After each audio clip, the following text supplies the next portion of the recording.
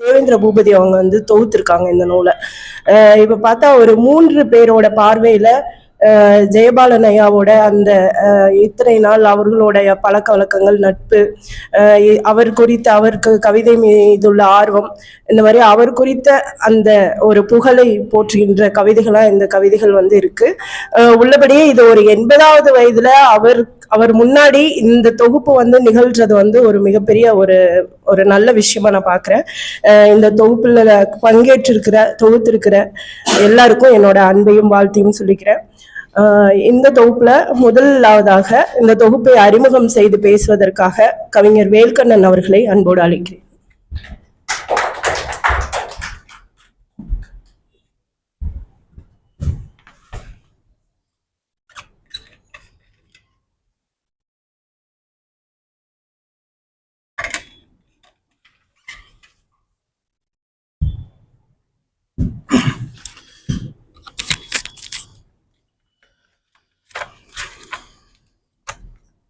அனைவருக்கும் மாலை வணக்கம். ஒடுக்குதல் ஒழிக என பாடும்போதெல்லாம் எம் எழுச்சி பாடலை அபஸ்வரம் கிழித்தது. விடுதலை என்று பாடும்போதெல்லாம் எம் புரட்சி பாடலின் சுருதி குலைந்தது. யார் சதி செய்பவன்? யார் எம் கனவினுள் மலத்தை எறிபவன்? யார் எம் தலையில் மண் போடுபவன்? பார்த்து சொல்லன வானில் பறக்கும் என் கவிதையை கேட்டோம். அதுவரை சிறு குயிலாக பறந்த நம் கவிதை மலை கழுகாகி வானமிடற சிறகு விரித்தது. வானமிடற சிறகு விரித்தது. சொர்க்கத்தையும் நரகத்தையும் தட்டி கேட்டது. யார் சதி செய்பவன்? யார் நம் தலையில் மண் போடுபவன்? இந்த கவிதையோட தலைப்பு யானை. உண்மையிலே ஒரு பெருங்காட்டுல ஒரு தனி யானை மாதிரிதான் எஸ் ஜெயபாலன். அந்த ஜெயபாலன் குறித்த வாழ்த்துறை வழங்குவதற்கு எப்படி சொல்றது, ஒரு சிறு குருவியா இல்ல சிற்றெரும்பா அண்ணின்னு சொன்னா பிரச்சனையாகும். அதை சிற்றெரும்புன்னு வச்சுக்கலாம். நான் வாழ்த்துறை வழங்க வந்திருக்கேன். இவரை வந்து தோழர்னு அழைக்கணும்னு வேடியப்பன் சொன்னார். உண்மையுமே எனக்கு முதல் டைம் இவரை பார்க்கும்போது தோழர்னு தான் அழைச்சேன். அப்புறம் ஆடுகளும் பார்த்ததுக்கு அப்புறம் கொஞ்சம் கன்ஃபியூஸ் ஆச்சு. இந்த மனுஷன் நல்லவனா கெட்டவனான்னு தெரியலையே, நம்ம பாட்ட தோழர்னு சொல்றோம். ஏன்னா நம்ம குரூப்லயே சில பேர் வந்து நம்ம வயதொத்த நண்பர்கள் அல்லது பின்னம் வந்த நண்பர்கள் எல்லாம் தோழர்ன்ற வார்த்தையை வந்து ரொம்ப கெட்ட வார்த்தையா பயன்படுத்தக்கூடிய இடத்துல இருக்காங்க. அப்போது அப்படி ஒரு இது வந்து முதல் முறையாக புத்தக சந்தையில தான் நான் அவரை சந்திச்சு அப்போ நான் வெறும் கண்ணன் தான். ஐயா நான் கண்ணன் உங்களுடைய இது வாசிச்சிருக்கேன்னு அவருக்கு நினைவு இருக்காது. அத்தனை பேர் கூட்டத்துக்கு நடுவில் நான் அவரை சந்திச்சேன். அப்போ எனக்கு தூரமா இருந்து பார்க்கும்போது உங்களுக்கு தெரியும் ஜெயபாலனுடைய தோற்ற அந்த இது இந்த 80 வயதுலேயே 80 வயதுன்னு சும்மா இருக்கும் நம்புறது. இந்த வயதுலேயே அவர் உள்ள வரும்போது பார்த்தீங்கன்னா அப்படி வர்றாரு. அப்போ இன்னும் ஒரு 10-15 வருஷத்துக்கு முன்னாடி நிற்கும் போது சரியா 10-15 வருஷம் இருக்கு நினைக்கிறேன். அப்போ எப்படி இருந்திருப்பான்னு பார்த்துக்கோங்க. அப்போ ஒரு பூ போட்ட சட்டை போட்டிருந்தாரு. என்னுடைய நினைவு சரியா இருந்துச்சு. அந்த பூ போட்ட சட்டைக்கு மேலே அந்த மீசை அப்படி இது பண்ணி, அப்போ இந்த மாதிரி சின்ன சின்ன இதெல்லாம் இல்லை, மீசை அப்படி பண்ணிட்டு அப்படி நிற்கிறாரு. அதாவது அவர் கூட ஒரு 2 பேர் நிற்கிறாங்க, யாருன்னு தெரியல. எனக்கு அவர்கிட்ட போய் பேசுறதுக்கே பயம். ஆடுகளை பார்க்கறதுக்கு முன்னாடி இதை நோட் பண்ணிக்கணும், பேசுறதுக்கே பயம். ஆனாலும் தோழர்னு போய் பேசினேன். அதுக்கப்புறம் சந்திப்பு வந்து இங்கே டிஸ்கவரி அப்புறம் மற்ற இடங்கள்ல சந்திப்பு நீளுது. அப்போ இவருக்கு வாழ்த்துறைன்னு அண்ணன் வந்து இன்னைக்கு வேடியப்பன் காலையில பேசினாரு. எனக்கு உண்மையிலுமே மறந்துட்டேன். நான் 5 மணிக்கு பேசுறேன், ஏன்னா அவ்வளோ அலுவலக வேலை. இரவு இவர் பேர் வந்தோடனே எனக்கு தேவேந்திரன் பூபதி பேர் வந்தோடனே எனக்கு பக்கன் ஆயிடுச்சு. அண்ணன் பேசுறாரு, நம்ம ஒத்துக்கிட்டு தான் போறோம் அப்படின்னு.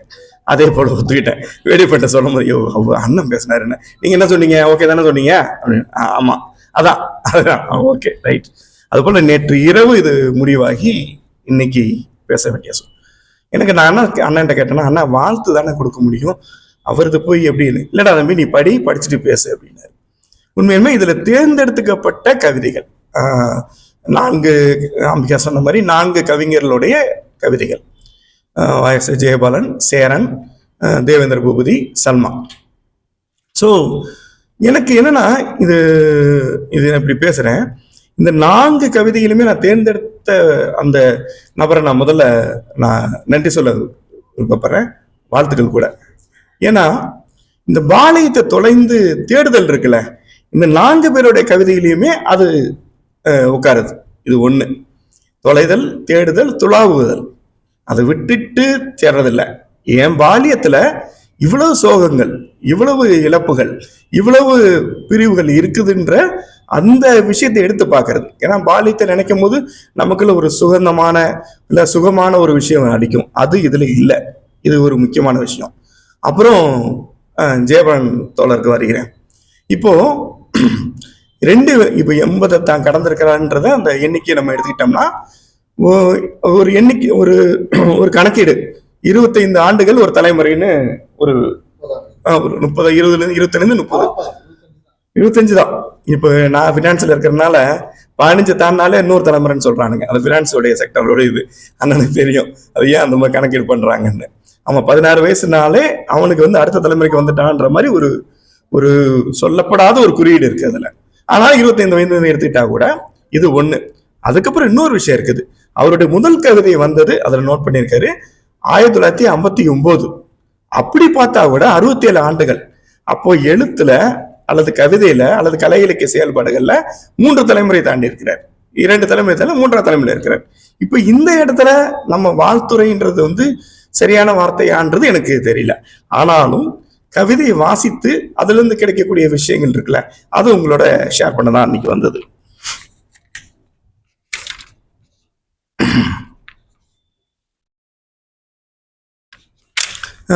இந்த தேர்ந்தெடுக்கப்பட்ட கவிதைகள்ல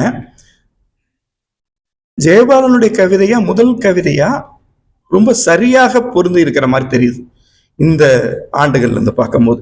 எப்படின்னா, நகர்கிறது பாலியாறு அப்படின்னு ஒரு ஆற்றை பற்றிய, ஒரு நதியை பற்றிய ஒரு சித்திரத்தை எழுதி கொண்டே போகிறார். அது ஒரு காட்சி பூர்வமாக 1968 அது வெளிவந்த கவிதையாக அதுல இருக்கு. அந்த இடத்துல கடைசி 4 வரி மட்டும் படிக்கிறேன் பாருங்க. அந்த வளைவுக்கு அப்பால் அதே மறைப்பில் இன்றும் குளிக்கின்றனர் எங்களது ஊர் பெண்கள், ஏதோ ஒரு ஆர்ப்பாட்டம் இல்லாமல் பாலியாறு நகர்கிறது அப்படின்னு போட்டிருக்காரு. இந்த நகர்தல் இருக்குல்ல, இந்த பாலியாறு ஆறு நகர்தல், அதுவும் ஆர்ப்பாட்டம் இல்லாத நகர்தல்ன்றது இவருடைய மூதாதையர், அதாவது நம்ம வரைக்கும் அதை அனுபவிச்சோம்னு நினைக்கிறேன். பாட்டி இல்ல ஆயா அல்லது ஆச்சி சொன்ன கதைகளை கேட்டு நம்ம அவங்க மடியில தூங்கி தாத்தாவுடைய கைகளை பிடித்து கொண்டு வளர்ந்த தலைமுறையாக நம்மளுடைய தலைமுறை இருக்கு. இதுக்கப்புறம் தலைமுறை கொடுக்காது நம்மளும் ஒரு காரணம். அந்த தனி குடும்பம் அந்த மாதிரியான ஒரு சிதைவுக்கு பின்னாடி இந்த விஷயம் நடந்தது. அப்போ என்னுடைய சந்ததியினருக்கு, என்னுடைய பின்னாடிவர்களுக்கு இழந்த அல்லது என் வரைக்கும் கிடைத்த, எனக்கு அடுத்த தலைமுறை ஒருவரை கிடைத்திருக்கலாம். அந்த இடத்துல இருந்து இவர் வளர்ந்தனாலதான் இந்த ஆற்றை இப்படி பார்த்தாரோன்ற மாதிரி தோணுது. இந்த ஆற்றை இப்படி பார்க்கக்கூடிய பார்வை, அது நகர்ந்த ஆர்ப்பாட்டம் இல்லாத நகர்ந்த ஒரு தன்மையை இந்த ஆட்சியிடம் வளர்ந்தது. அதுவும் நெடுந்தீவு ஆட்சின்னு அதுக்கு ஒரு கவிதையை, அவங்களுக்கு ஒரு கவிதையை படைச்சிருக்காரு. அந்த இடத்துல இருந்து வளர்ந்ததுனாலதான் இப்படியான ஒரு விஷயத்தை படைக்க முடியுதோ. அதுவும் இத்தனை ஆண்டுகள் கழித்து, இத்தனை கவிதைகள் கழித்து எழுதிய பிறகு முதல் கவிதையா எடுத்து வைக்கக்கூடிய ஒரு இடம் இருக்குல்ல, மனது இருக்குல்ல, அது இந்த மாதிரியான ஒரு ஆர்ப்பாட்டம் இல்லாத மனதை கொடுத்தது இந்த மூதாதையர்கள் மாதிரியான தோற்றத்தை எனக்கு தருது. இது ஒரு வகை. அடுத்ததாக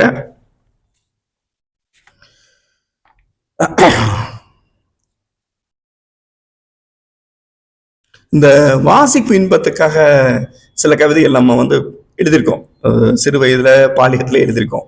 அப்படி வாசிப்பு இன்பத்துக்காக இந்த மாணவ பருவத்துல அவர் எழுதின கவிதை அப்படி ஒரு சொற்றொடர்ல சொற்சேர்க்கையில அவ்வளவு அழகா பொருந்தி இருந்தா கூட அது கடந்து அங்க இருக்கக்கூடிய மக்களுடைய நிலைய அந்த பருவத்திலேயே, இன்னும் கேட்டீங்கன்னா அந்த பருவத்துல வீரியமா சொல்லக்கூடிய ஒரு இடம் இருக்குல்ல, அதை பதிவு பண்ண ஜெயபாலனை நான் இந்த தொகுப்பின் வழியாக பாக்குறேன். அது அந்த அந்த இது வந்தது பாத்தீங்கன்னா 70களில் வந்திருக்கு. இது முக்கியமானது. அவருடைய மாணவ பருவத்துல, கல்லூரி அல்லது பள்ளி பருவத்துல அதை எழுதியிருக்கிறார். இது முக்கியமானதா எனக்கு தோணுது.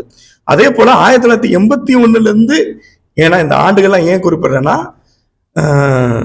இந்த 4 பேருடைய கவிதைகள் அப்படின்னு நான் சொன்ன இடத்துல இந்த சேரனை மட்டும் கொஞ்சம் தள்ளி வச்சுட்டு பாலியத்தை துளைத்தல்ன்ற ஒரு இடம் சொன்னேன் இல்லையா, அது நடந்தது வேறு வேறு நிலம், வேறு வேறு மனநிலை, வேறு வேறு பருவம். இதை நம்ம நோட் பண்ணிக்கணும்.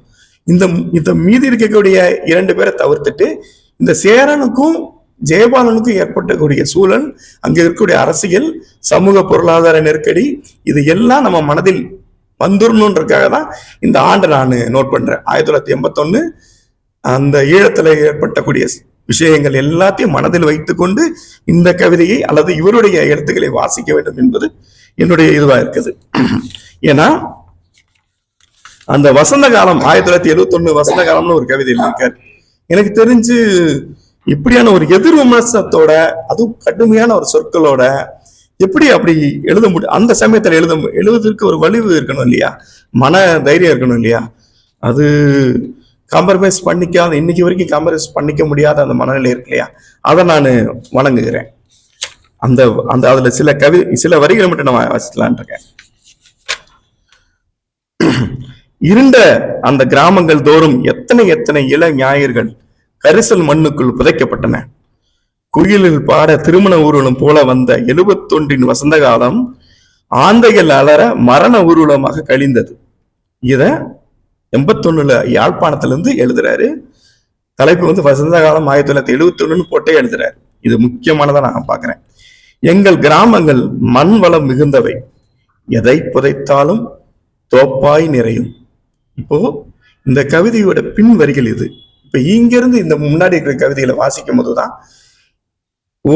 ஒன்னு ரெண்டு நடக்கல, கொத்து கொத்தா நடக்குது அப்படின்ற இடத்த இவர் இந்த கவிதையில இந்த வரிகளை சொல்லிட்டு போற இடம் மிக முக்கியமானதா நான் பாக்குறேன். அடுத்தது இந்த பாடா அஞ்சலி, இதை நான் முன்பே வாசிச்சிருக்கேன். அது எந்த இடத்துல எங்க வாசிச்சேன்றதான் தெரியல.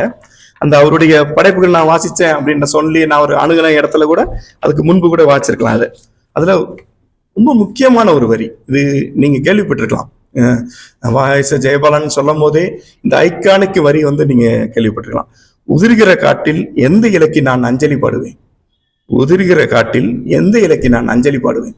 இது மிக முக்கியமான ஒரு வரியா அல்லது வரலாற்று பூர்வமான ஒரு பதிவாக நான் ஜெயபாலன் இந்த இடத்துல கவிஞன்றது நம்மளுடைய காலத்தை கடந்து நிற்பதற்கு மிக முக்கியமான சில வரிகளை அவன் நமக்கு கொடுத்துட்டு போயிடலாம்.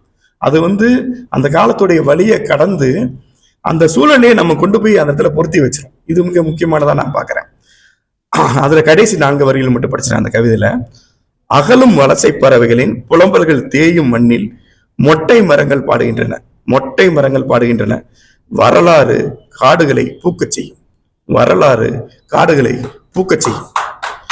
அது பூக்க செய்ததா சாம்பலாக்கியதா அப்படின்னு 2026 இருந்து நம்ம அதை பார்க்கும் போது இந்த கவிஞன், இந்த கவிதை மிகப்பெரிய ஒரு ஆளுமையாக எனக்கு மனதில் படுகிறது. அப்புறம் இது கொஞ்சம் சீரியஸா போனா கூட கொஞ்சம் சின்ன விஷயத்த நான் கவனிச்சனால ஒருவேளை என்னுடைய பார்வையான்னு தெரியல, கொஞ்சம் குசும்பு பிடிச்ச கவிஞரா தெரியுது எனக்கு. குறும்பு பிடிச்ச நிறைய நன்றிண்ண, குறும்பு குசும்பு பிடித்த கவிதையா தெரியுது, கவிஞரா தெரியுது. அவர் பேசிட்டு இருக்கும் போது நான் சில விஷயங்களை கவனிச்சிருக்கேன். என்ன சொல்றதுன்னா, இப்ப இந்த 4 பேருமே எனக்கு senior, most senior, super senior. இப்ப இவங்க 2 பேரும் பேசும்போது நான் சிரிக்க முடியாம இது பண்ண முடியும், அப்படி இருப்பேன். இப்ப இங்க கூட சில இது டக்கு டக்கு டக்குன்னு அடிச்சுட்டே இருந்தாரு.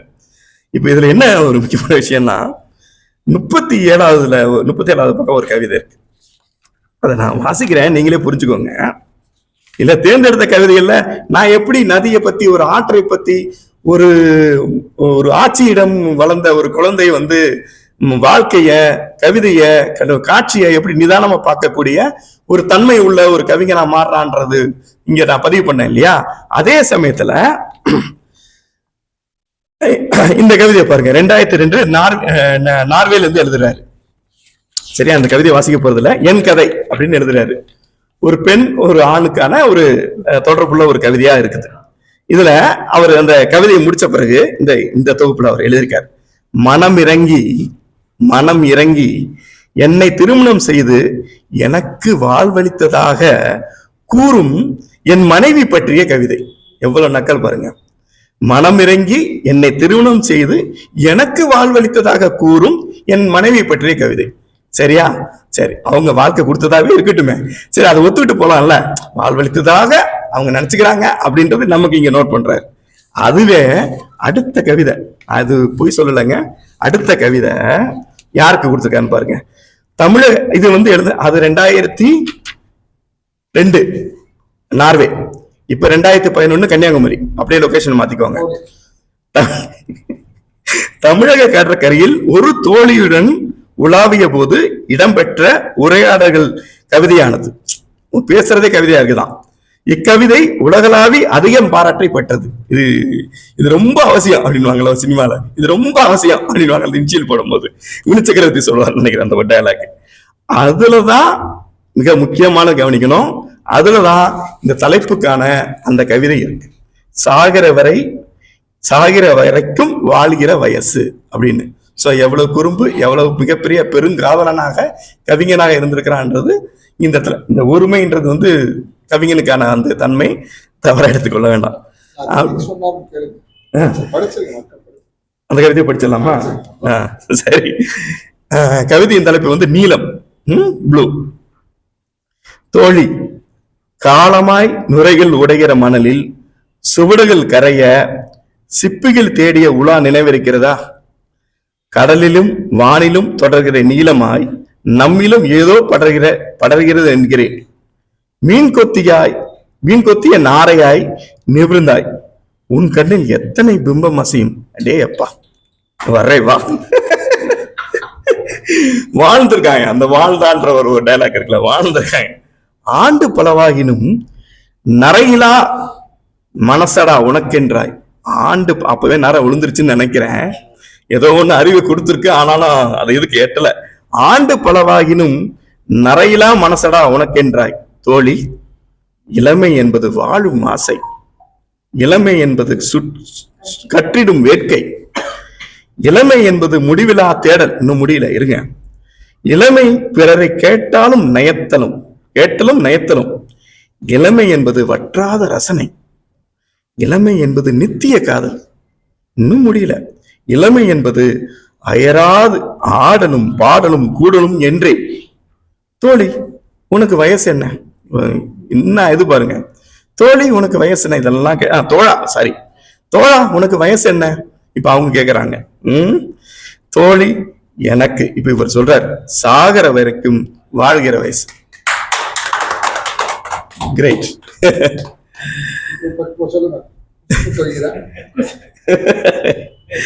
அதான் அவ்வளவு மக்களை, மக்களுடைய பாடுகளை, அந்த வரலாறை வேட்கையோடு எழுதிய அந்த கவிஞனுக்குள் காதலும் காமமும் கலந்த ஒரு பதிவாக இந்த தொகுப்பை நான் பார்க்கிறேன். தேர்ந்தெடுக்கப்பட்ட கவிதைக்காக மறுபடியும் நன்றி சொல்லிக்கிறேன். ஏன்னா இதன் வழியாக அவரை பற்றிய முழு பிம்பம் மிக சரியாக வெளிப்படுத்தாக நான் நினைக்கிறேன். ஏன்னா போற போக்கில் தேர்ந்தெடுக்கல, எனக்கு அது நல்லாவே தெரியுது. சும்மா அவங்க பேசும்போது ஒரு ஐடியா வந்தது அப்படின்னு சொல்லிக்கிறாங்களே தவிர்த்து, அதுக்கப்புறம் மெனக்கெட்டு இதை கொண்டு வந்த தேவேந்திர பூபதி அண்ணனுக்கு எனது நன்றியும் வணக்கங்களும். இந்த 4 பேருக்குரிய பொதுவான தன்மையை சொல்லிட்டேன் நான்.